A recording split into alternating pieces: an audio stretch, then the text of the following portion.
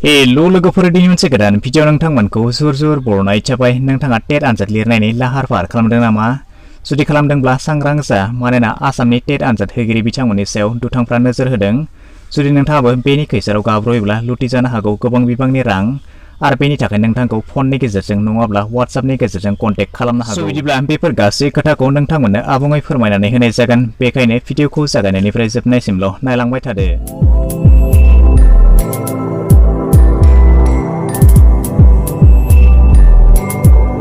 माब्लाबाफोर नोंथांनाव 8876684431 एबा 7026211728 नाम्बारनिफ्राय कल नङाब्ला मेसेज फैदों नामा? फैदोंब्ला सांग्रां जा, गुबैयै आसामाव टेट होगिरि बिथांमोनखौ टार्गेट खालामदों बिथांमोना। बेखायनो जुदि नोंथाङाबो टेट होनो थाखाय थियारि जादोंब्ला सांग्रां जानाया मोजां, मानोना गोजौआव मख'नाय मोननै नाम्बारजों बेबायदि गोबां टेट होनो गोनां फरायसाफोरखौ थांखि लानानै मेसेज एबा कलखौ हरनाय नुनो मोननाय जादों। बिथांमोननि फोरमायनाय बायदिब्ला बिथांमोना टेटखौ पास खालामनानै होगोन होननानै गोबां रां दाबि खालामो।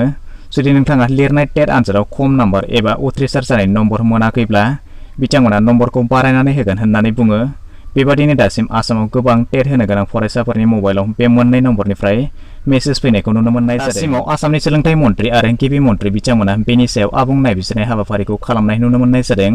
जुदि नोंथांखौ सोरबा सुबुङा टेट आनजादनि मुङाव बेबायदि कल एबा मेसेज फैयोब्ला थाबैनो ओनसोलनि पुलिस थानायाव थांनानै खौरांखौ होनो थाखाय आसामनि साफ्रोम सुबुंखौ खावलायनाय जादों, आरो जाहाथे साफ्रोम टेट आनजाद होगिरि बिथांमोना बेफोरबायदि नंखाय खैसारनिफ्राय गोजानाव थानो थाखाय मन्थ्रि बिथांमोना खावलायदों।